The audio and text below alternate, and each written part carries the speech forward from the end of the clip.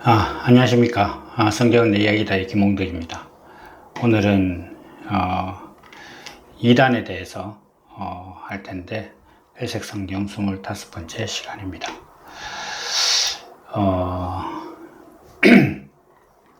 우리가 이제 뭐 이렇게 회색 성경을 많이 했습니다. 물론 뭐 많은 분들이 보시는 건 아니지만, 그래도 이제 해왔고, 이제 얼마 남지 않아서 이제 곧 마칠 겁니다. 그리고 이제 제가 이 회색 성경 다음에 또 뭐 어떤 글을 쓸까 좀 아직 생각 중이긴 한데, 뭐 데살로니가 전서 하고 있는 거 계속 하고 또 같이 한번 해보도록 하겠습니다. 예수 믿는 사람들은 생각보다 그렇게 열심히지 않습니다. 그래서 대부분 많이 이제 습관적으로 교회를 다니는 경향이 크죠. 그래서 어떤 교회에서 행사 같은 걸 한번 하려고 해도 이제 사람들이 그렇게 많이 오고 그러진 않습니다. 그런데 그런 와중에도 어떤 이단에 대한 경계라든지, 또 어떻게 보면 거의 샤머니즘인데, 어떻게 하면 하나님께서 벌하신다 라는, 예를 들면 주일날 뭐 짜장면 사 먹으면 안 된다, 뭐 교회에서 유행가를 부르면 안 된다, 뭐 이런 얘기들은 또 엄격하게 지키려고 합니다. 그래서 벌은 받기 싫은 거죠. 열심은 아니어도. 그래서 그러다 보니까 이제 이단에 대한 경계도 뭐 어떻게 보면 잘 따릅니다. 그래서 어떤 교회들 가면은 요즘은 교회의 모임에 뭐 유튜브를 시청한다거나 어떤 다른 성경 공부 모임에 간다거나 잘 모르는 사람을 만난다거나 그렇게 하지 마라 라고 이제 교회에서 아예 이제 대놓고 주보에다가 이제 뭐 광고도 하더라고요.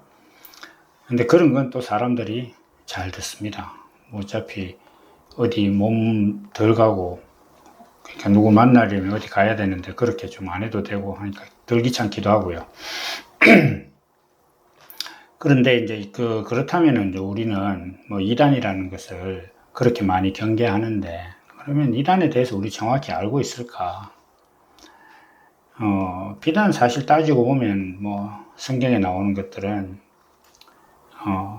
굳이 이단이 아니어도 사람들이 그렇게까지 뭔가 좀 열심히 알려고 안 하는 것 같아요. 그래서 뭐 우리가 주일날 예배 가면 장로님이나 집사님들 기도하는 내용들 있지 않습니까? 거기에 있는 뭐 다양한 수사오고들, 뭐 생명 대신 주님 뭐 저쩌고 뭐 이렇게 하는 것들이 정말 그 의미 하나하나가 아주 감동적인 것들인데, 그냥 괜히 좀 비판적으로 봐서 그런지 몰라도 저 의미들을 다 알고 저렇게 할까 뭐 그런 생각이 들기도 합니다. 이단은 요즘 생긴 게 전부는 아니죠.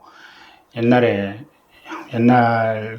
예수님이 계시고 또 이제 사도들이 복음을 전하던 초대교회 시대부터 이단이 있었습니다.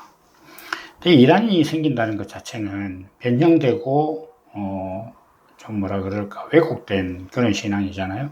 그러면 변형이나 왜곡이 왜 일어나는가 이렇게 놓고 보면은, 어떤 전공법이나 정통된 그런 것들로 신앙에 바른 접근이 안 되니까 그런 거예요. 그래서 예를 들면 우리가 어떤 뭔가를 이렇게 창으로 찌를 때도 이게 정상적으로 안 되면 찌르는 게 부러진다거나 뭐 굽는다거나 이렇게 되잖아요. 예수를 믿는 일도 성경에서 말씀하시는 그 말씀 그대로를 믿고 그 말씀대로 자기 삶에 일어난다는 것을 자기가 체험을 하고 그것에 대해서 자기가 확신이 있으면 굳이 이단이라는 것 자체를 염려할 이유가 없습니다. 그러니까 신앙이라는 것을 좀 변형하고 타협하고 다르게 해석할 이유가 전혀 없는 거죠.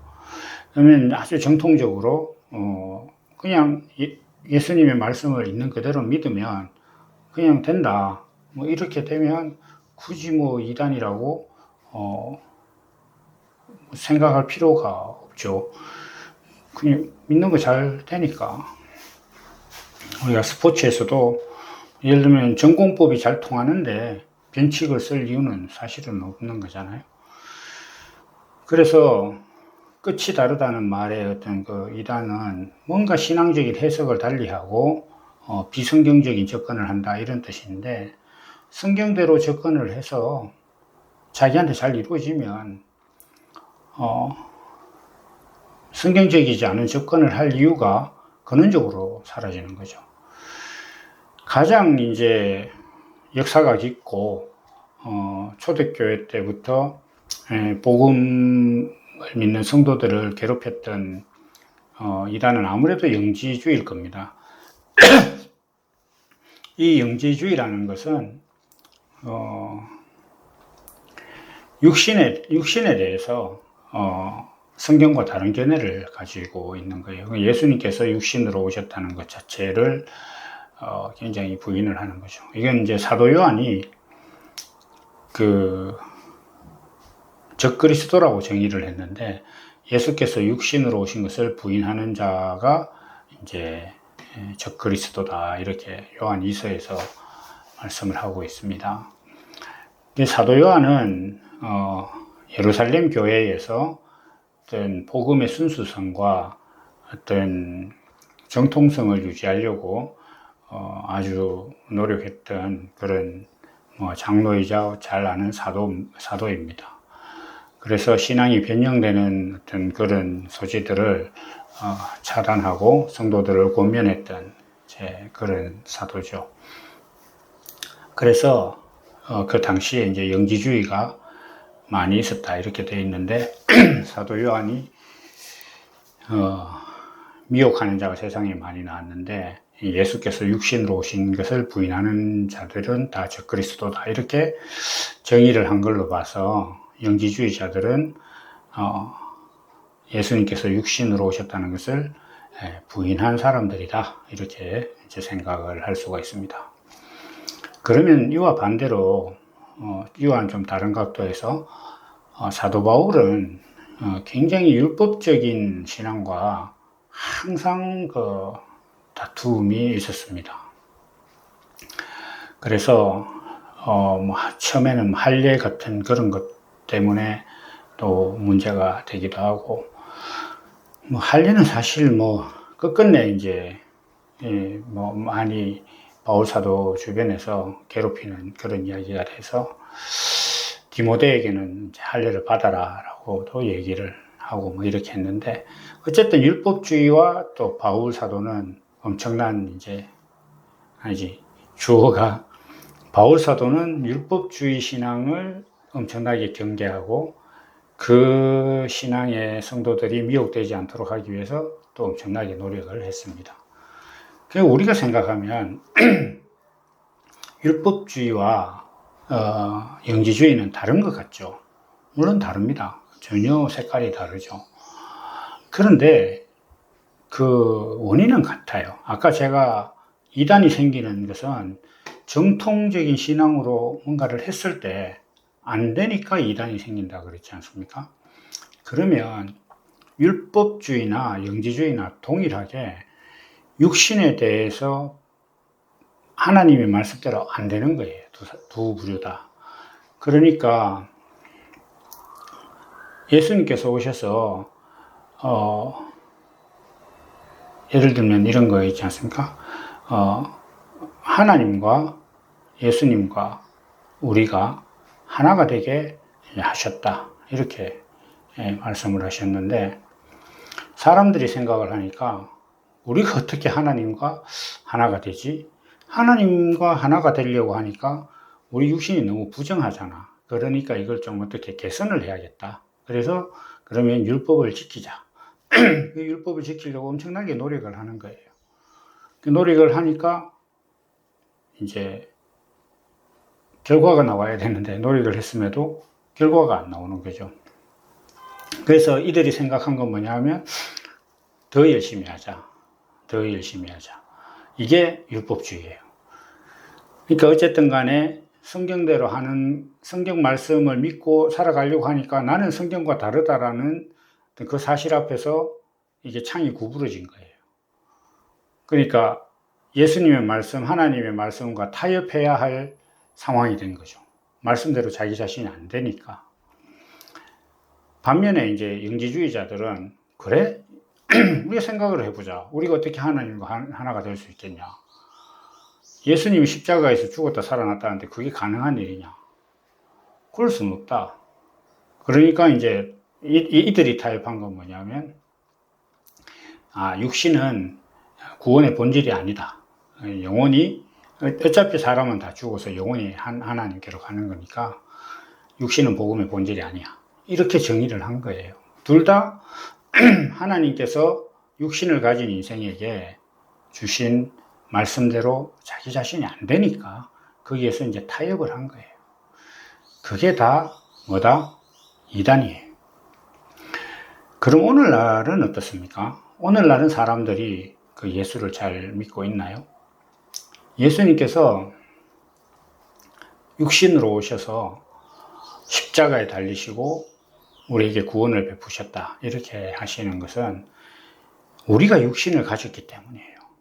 그러니까 예수님께서 우리와 동일한 육신으로, 동등된 육신으로 우리의 연약함을 체휼하지 않은 제사장이 아니라고 했어요. 그러니까 우리의 연약함을 그대로 체휼하신, 우리 육신이 가지고 있는 모든 한계와 연약함 그대로 예수님께서 오셨다는 거예요. 왜 그렇게 하셨느냐? 그 한계와 연약함을 가진 인생 자체를 구원하시기 위한 거예요. 그리고 더 나아가서 우리는, 사람은 그것을 연약하다고 생각하지만 하나님이 보실 때에는 이 육신이 하나님의 성품을 표현하는데 너무 적합하다는 거예요. 그래서 예수님께서는 그걸 일깨워 주시려고 십자가를 주신 거예요. 예수님께서 표현하시고자 한 사람이 순종해야 하는, 그리고 표현해야 하는 하나님의 성품은 십자가를 지는 거단 말이에요. 그건 뭐냐면 하나님의 수많은 성품들 중에서 우주를 창조하시고 세상을 경영하시는 이 하나님이 그 어떤 강하고 위대함만 있는 게 아니라 그 안에는 낮아지고 겸손하고 사랑하고 섬기는 성품이 있는 거예요, 하나님께서. 근데 이걸 표현하고 싶은 거예요, 하나님은. 그래서 이걸 표현하시고자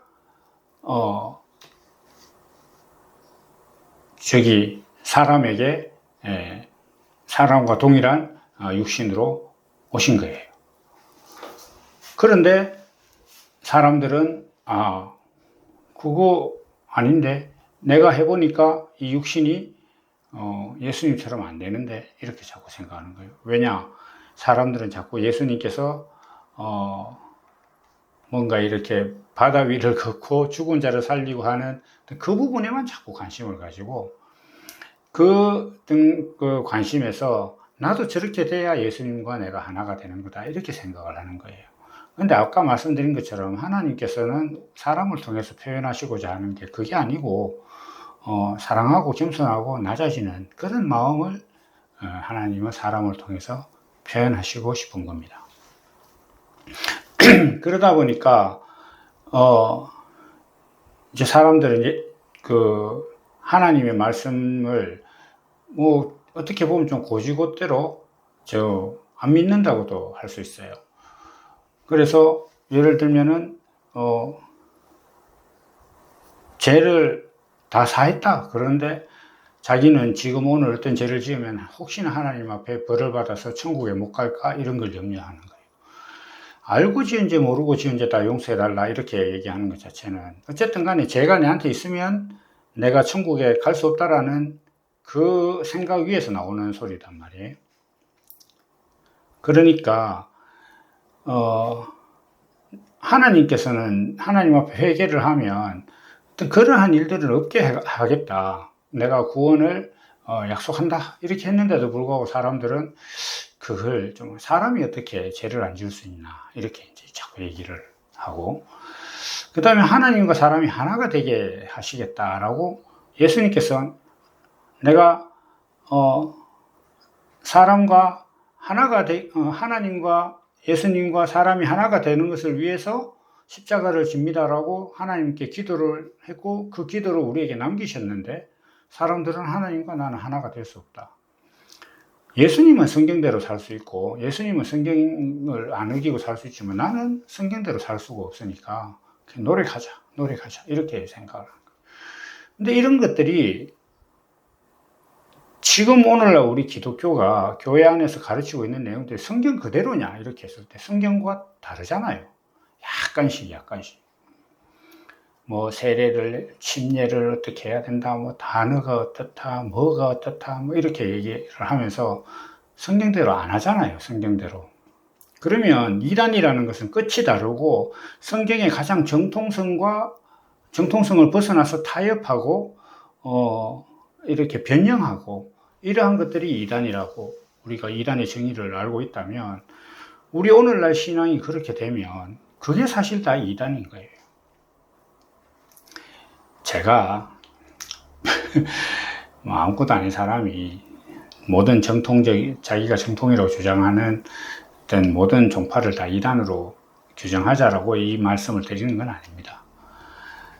어떤 한 개인의 신앙에 있어서 우리가 처음 시작할 때 사람들이 이단에 대해서 엄청 경계를 하는데 우리가 경계해야 될 것이 무엇이냐 이렇게 했을 때 하나님께서 약속하신 말씀들이 사람이 해보니까 안 된다고 어떻게 변형을 하고 타협한 그 말씀대로 살아가면서 그걸 교리다 신앙이다 라고 믿고 있는 내 자신이 하나님 앞에 올바른 신앙이냐 이걸 이제 돌아봐야 된다는 거예요.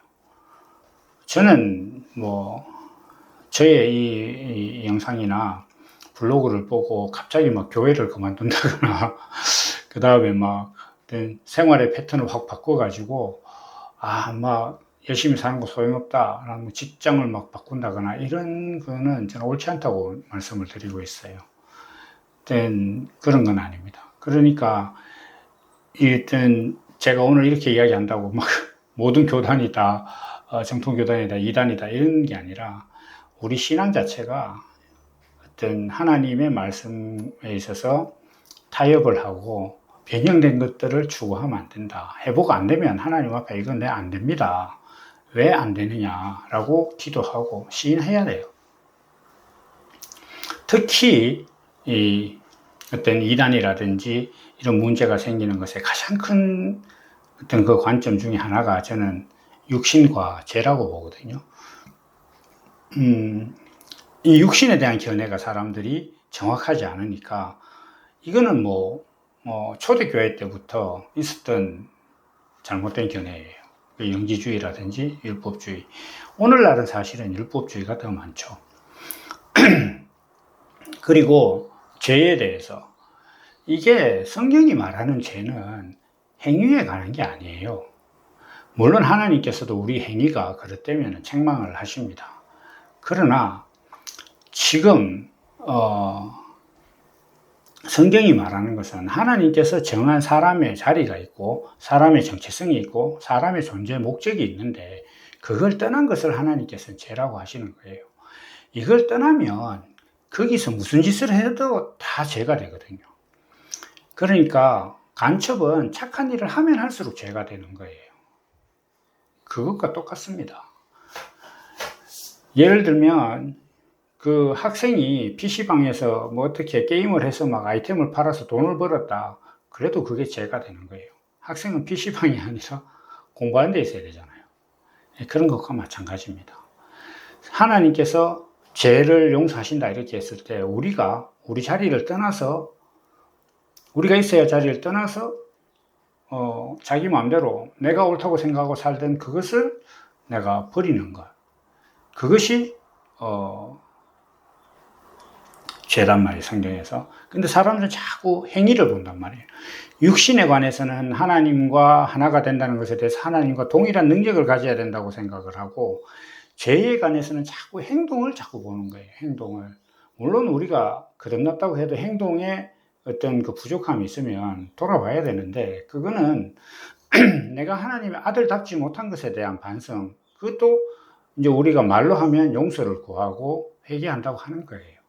그러나 성경이 말하는 근원적인 회개는 내가 죄를 하나님의 정한 자리를 떠난 그걸 말하는 겁니다. 오늘도 제가 어떤 교회에 이제 예배 드리러 갔었는데, 늘 듣는 건데, 장로님, 집사님이 나와서 기도할 때 이렇게 얘기를 하는 거예요. 우리가 하나님 앞에 부족해서 예배, 하나님 앞에 설 수 없는데 하나님께서 이렇게 불러주셔서 예배에 참석했다. 이렇게 기도를 하더라고요. 그 말이 틀린 거 아닌 것 같죠? 근데 완전히 틀린 말이에요.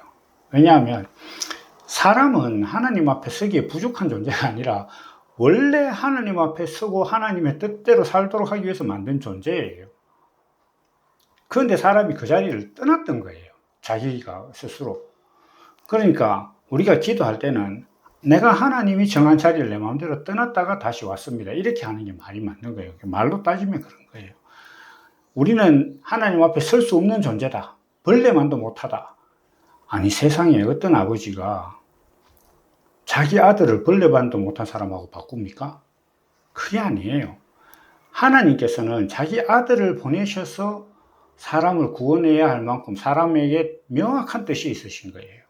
그 사람이 하나님의 성품을 표현하는 것의 가치가, 그만한 가치가 있기 때문에 그렇게 하신 거단 말이에요. 그런데 사람들은 이걸 엉뚱하게 생각합니다. 그러니까 죄에 대해서 잘못 생각하고 있으니까 모든 용어나 말이 다 틀린 거예요. 다 틀린 거예요. 그리고 이렇게 틀린 것들이 계속 누적되고, 이런 틀린 것들이 있다는 것 자체가 이게 뭡니까? 이게 하나님의 정통적인 신앙에서 벗어나 있는 거예요. 따지고 보면 이게 이단이라는 거죠.